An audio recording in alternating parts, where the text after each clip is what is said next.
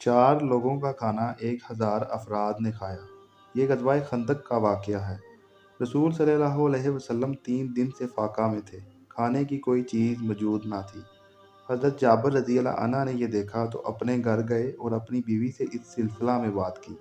बीवी ने कहा कि घर में एक सा यानी चीज़ें नापने वाले बर्तन में जौ मौजूद हैं।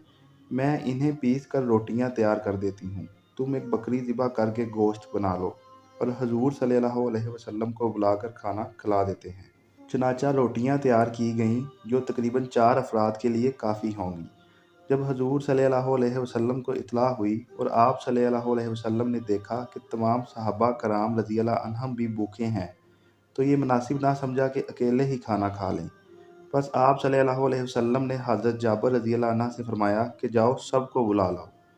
हज़रत जाबिर रज़ियल्लाहु अन्हु ये हुक्म सुनकर सबको बुलाने के लिए चले गए, मगर इनके दिल में बार बार ये ख्याल गलबा करता था कि खाना तो बहुत कम ही मिकदार में है, इन सब लोगों को कैसे पूरा होगा। मगर चूँकि हजूर सल्लल्लाहु अलैहि वसल्लम का हुक्म था, इसलिए सबको बुला कर ले आए। हजूर सल्लल्लाहु अलैहि वसल्लम ने अपना लाभ दहन मुबारक सालन और रोटियों पर लगा दिया और बरकत की दुआ फरमाई। फिर इस कदर बरकत हुई कि तकरीबन 1000 सहाबा कराम रज़ियल्लाहु अन्हुम ने शक्म सैर होकर खाना खाया और जिस कदर रोटियां और गोश्त था वो उतना ही मौजूद भी रहा।